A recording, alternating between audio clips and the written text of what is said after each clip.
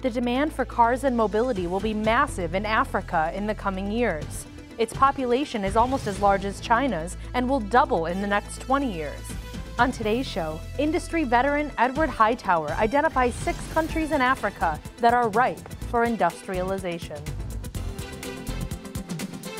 And now, here's your host, John McElroy. I want to thank you all for joining us on Autoline this week. You know, car companies make cars in just about every continent in the world, except Antarctica. But what about Africa? Could Africa emerge as a major automotive industrial powerhouse? That's the premise of a book that our guest today wrote. Edward Hightower has written this book called Motoring Africa. Very interesting premise. He says, building entrepreneurs, creating jobs, and driving the world's next economic miracle. Edward, thank you for joining us on today. Thank you for having me, John. And I can't wait to get into this, but I also have to introduce Chris Pockert, joining me for our journalist panel today. He's with Roadshow by CNET, and it's great to have you here, Chris. Thank you. Yeah. Great to be back.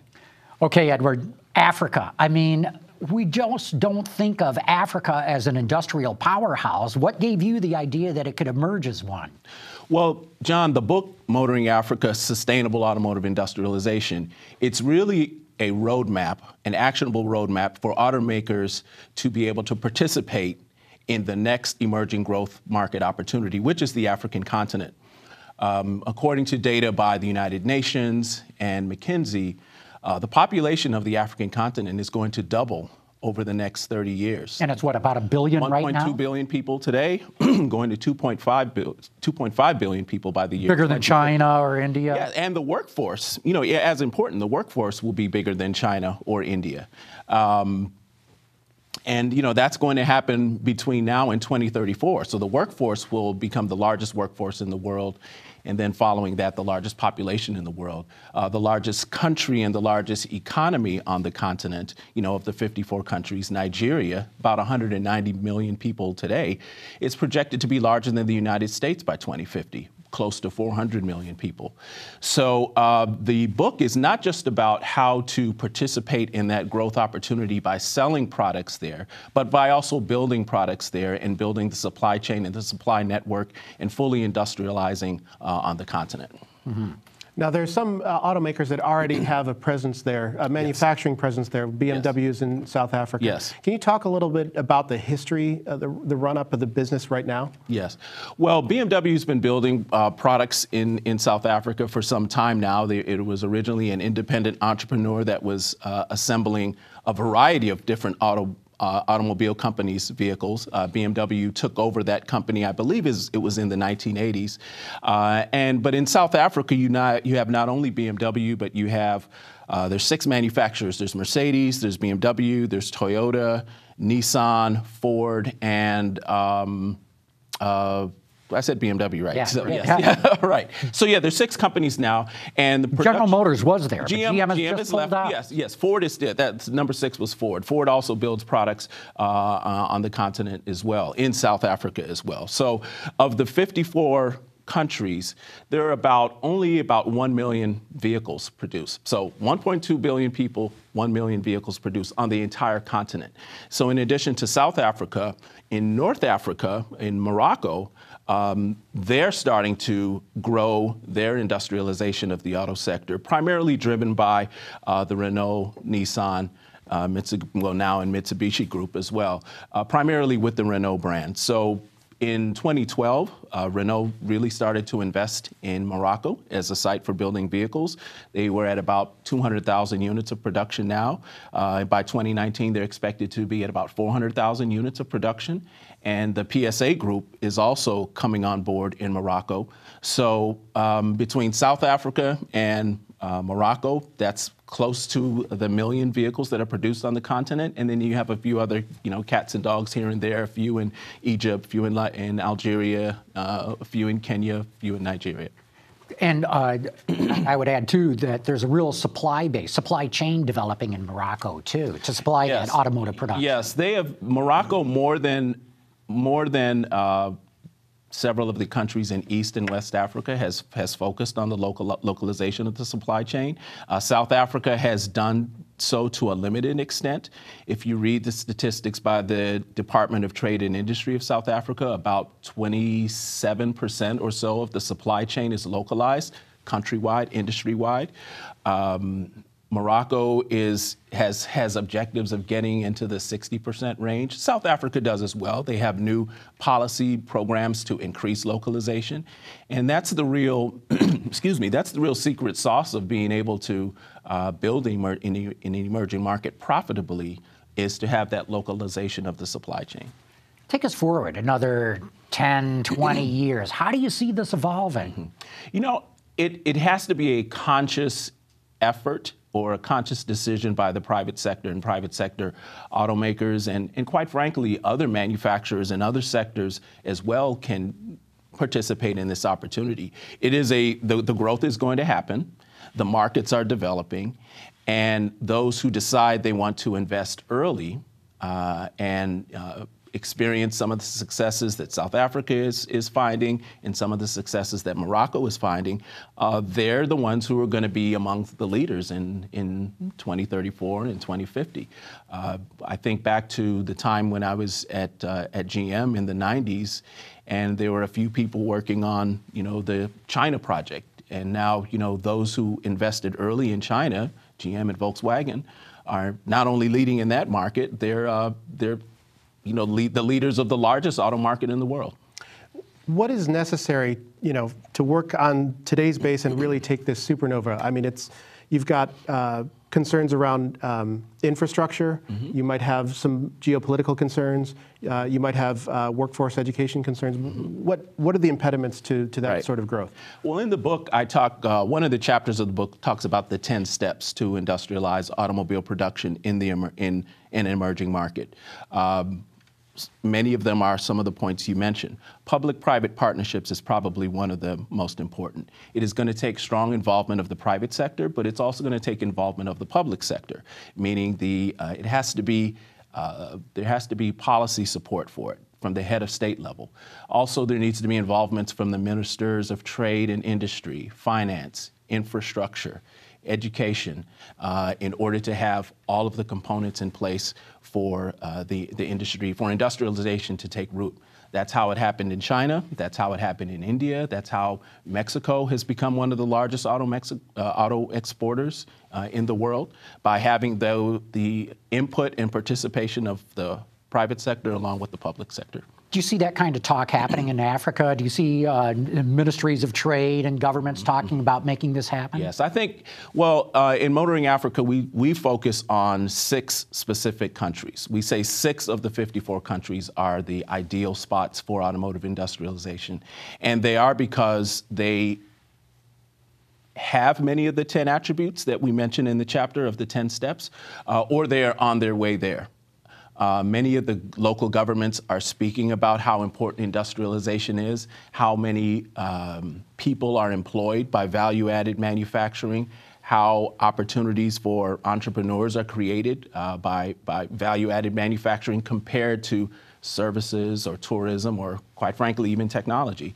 There's just a multiplier effect with manufacturing. So many of the countries are speaking that language.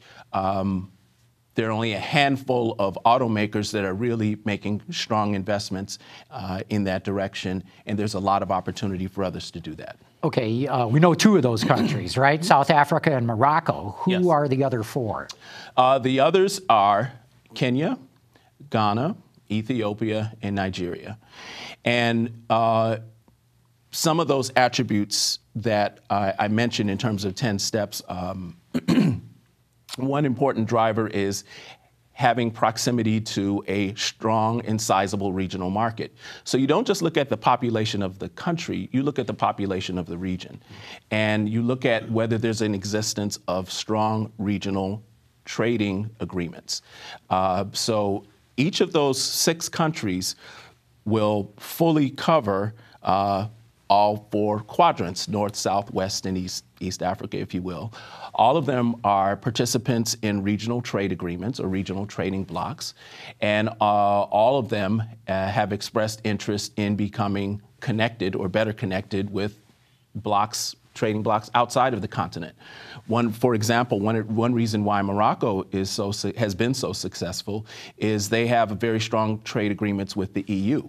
And right from the city of Tangiers, they're able to access the entire European market with products produced in Morocco. Mm-hmm. Mm-hmm. Are there particular types of vehicles that you think the market is most well suited to? Well, I think the most important thing, and I spell that out in Motoring Africa, is really to focus on the customer. You want to build the product that the customer really wants.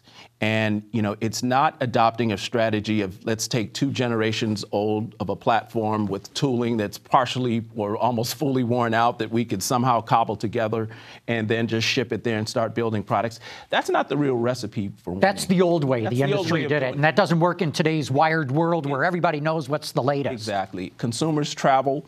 Consumers in emerging markets, they want connectivity with their smartphones as well. Many of them never had to bother with landlines, so cell phones and smartphones are all that they know. One example I talk about, and I give several examples in the book, Maruti Suzuki in India, they really focused on the customer at the outset in determining what's the right product to bring to that customer and what are the right attributes in order to succeed. So Maruti Suzuki very early in their history said, let's focus on quality. Quality, quality, quality. And they focused on A segment and B segment sedans. So very small cars. Very small cars as well. And they worked very strongly with their supply base to make sure those quality attributes were in place as they localized their supply chain. The results speak for themselves. They have over 50% market share in the fast-growing India market, and Maruti Suzuki is one of the 10 most valuable auto companies in the world on a market capitalization rate. So to really answer your question directly, it's understanding the market. In each of those 6 countries, the expectations of the customers will be different. Africa is not a monolith. You're talking 54 countries, and we think that the B segment crossover, it would likely be a very attractive product because that is a very hot segment in all emerging markets around the world. Crossovers are hot in every segment at every price point, and that plus looking at electrification in the future, because if we're looking at the long-term strategy, industrialization on the continent is going to be a long-term strategy. So if you're going to industrialize for the long term, let's look at where the direction of propulsion systems and powertrains are going in the future.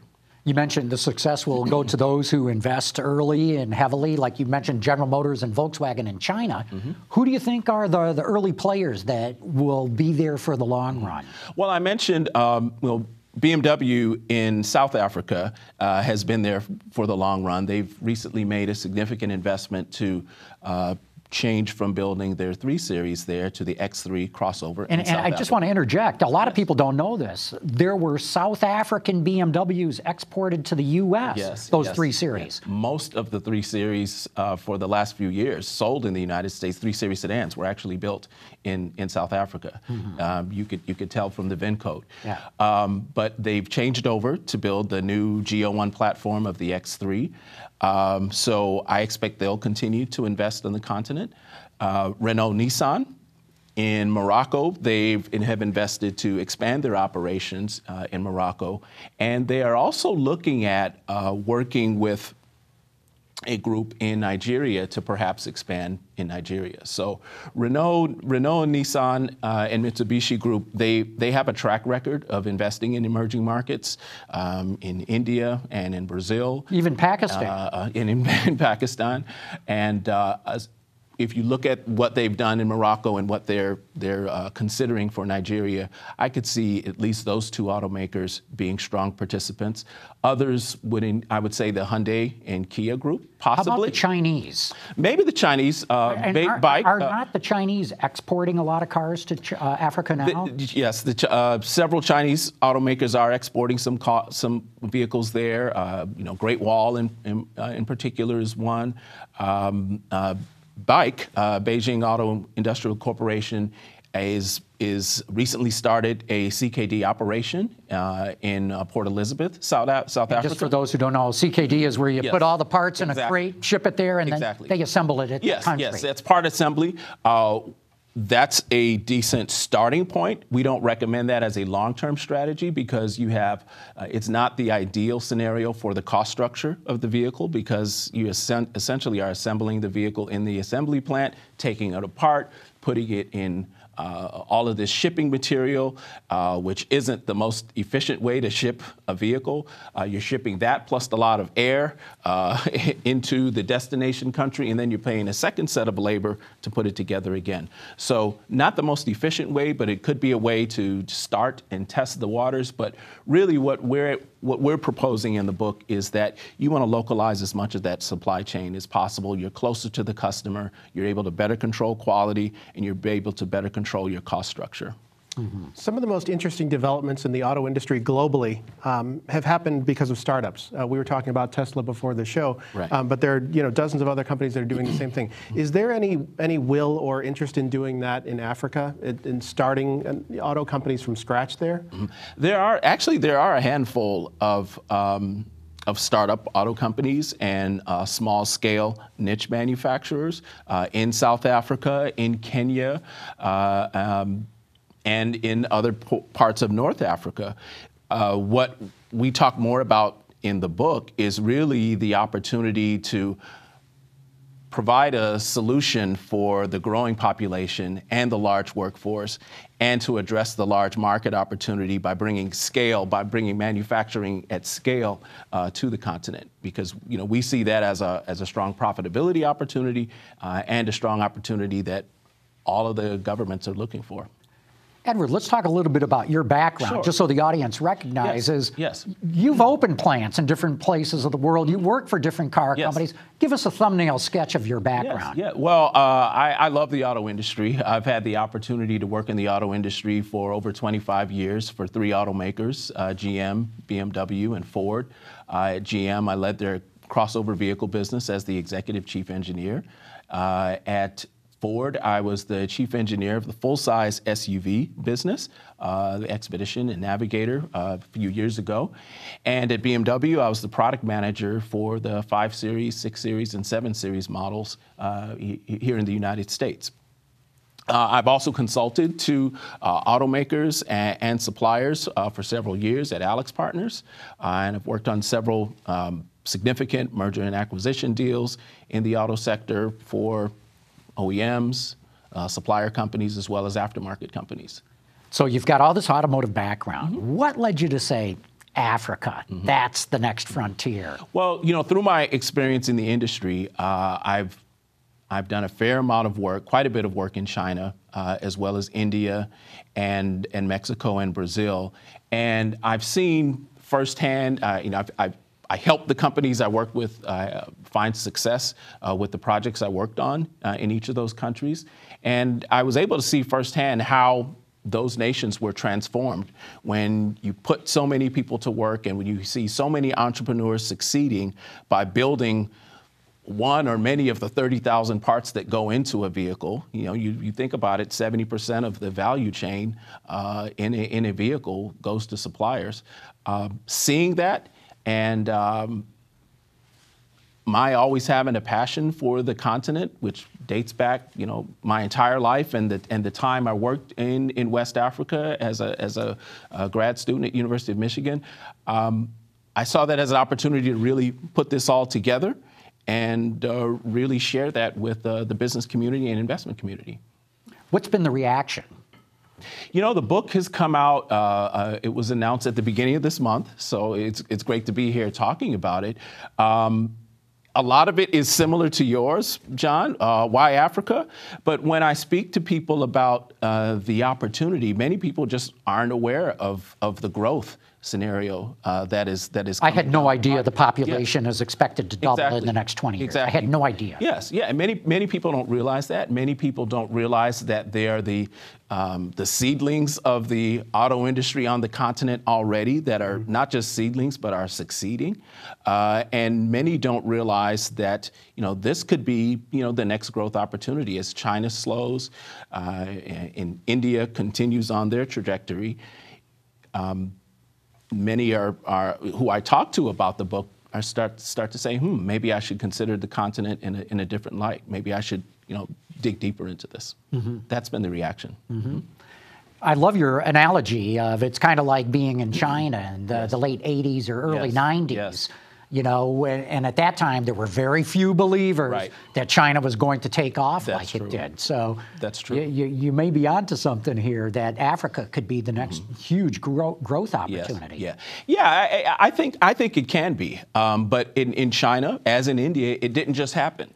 There were strategic decisions by companies to get involved and to say, we're going to do this. We are going to be a leader in this market. We're going to understand the customer. We're going to localize the supply chain because we know that the best lean principles say, build where your customer is, build your parts structure as close to where you're assembling the vehicle.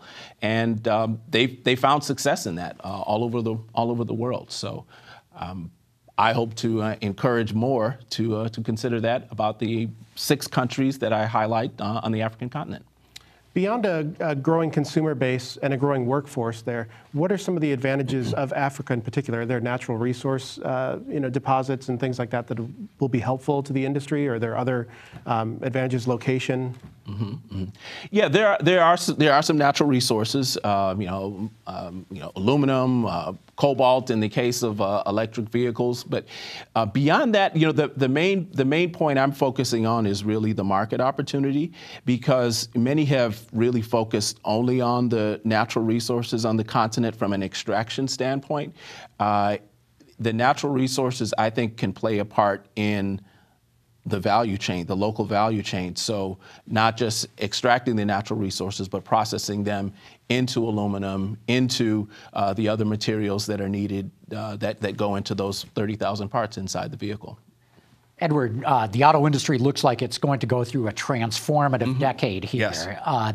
As we move to mobility services and autonomous cars, how might that affect your plans for Africa?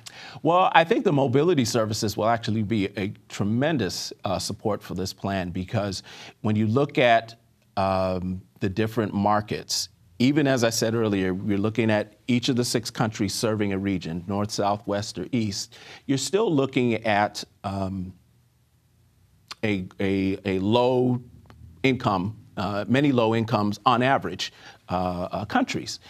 However, mobility services are going to make vehicles more accessible to more people despite your income level.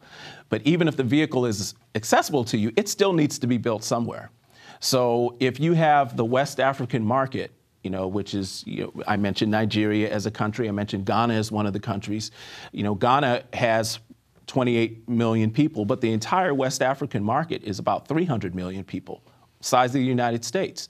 So if you can make the vehicles accessible at all income levels by mobility services, you have a market that's ready for those products. That's a great point. So even if you're a startup, a high-tech startup getting into all this mobility services stuff, Africa might be an ideal place to launch. It actually could. It actually could be a very strong place to launch. You saw mobility, mobile pay services like M-Pesa developed in Kenya. I have some, very good friends in the software business in Ghana who have been very successful by offering their services to both businesses and the consumer, and recognizing how they need to be somewhat different in the environments where the equipment is different there. So again, it comes back to really focusing on the customer. You mentioned cell phones earlier and not having to deal with landlines. I mean, that's an advantage now. That you've bypassed some of the infrastructural things that have been in place, in places like the United States for years. Yes. You can just skip right on past that, and then you don't have to deal with those legacy costs and all of that. Absolutely. And there's a wonderful startup culture there. Yeah, absolutely. You're right. You're right. In Kenya, in South Africa, in Nigeria, in Ghana, very strong startup cultures there. But your point on leapfrogging is well taken. When I first spent time on the African continent, I was a graduate student let's just say 25 or so years ago. And, when I landed, the telephones were down. So you come back 5-10 years later, everyone had a cell phone. So the opportunity, John, as you were mentioning, for mobility services, that could play out as well. When you look at the number of people who own vehicles, in the United States, globally, the average is only about 180 vehicles per 1,000 people globally. That's the global average. In the United States, it's 800 per 1,000. So 800 vehicles per 1,000 people here, just about almost 1-to-1. On the African continent, it's only 44 vehicles per 1,000 people. So potential for massive growth. Potential for massive growth. Potential for, before you become a purchaser of a vehicle, you could become a user of a vehicle through the mobility services that you mentioned. And in a way, leapfrogging vehicle ownership to some extent, and then later becoming a vehicle owner or owner of multiple vehicles, as we obviously are here in the United States. And I feel like we've been largely thinking of pass car throughout all this, but I feel like there's got to be some commercial vehicles, and maybe playing into the mobility play. Yeah. Yes. Yeah. Yes. Yeah, absolutely. One of the benefits, I mentioned the B segment crossover. Another reason why that could be the right product is the ability for that also to be a B segment size commercial van for businesses to use. And because the B segment is so popular, that is just a way to get scale. And the scale could be for serving the local market. It's scale that could be used for exporting components for other users of that shared B segment platform as well. I'm afraid we're going to have to wrap this conversation up. Okay. Edward Hightower, very interesting. You brought up something that nobody else has ever brought up before, so I commend you for it. Thank you. The book, again, is called Motoring Africa. I really think that there's something going on here, and I want to thank you for being on the show, and Chris Pockert, especially want to thank you for joining me today. And as always, I want to thank all of you for having tuned in. Thank you for having me, John.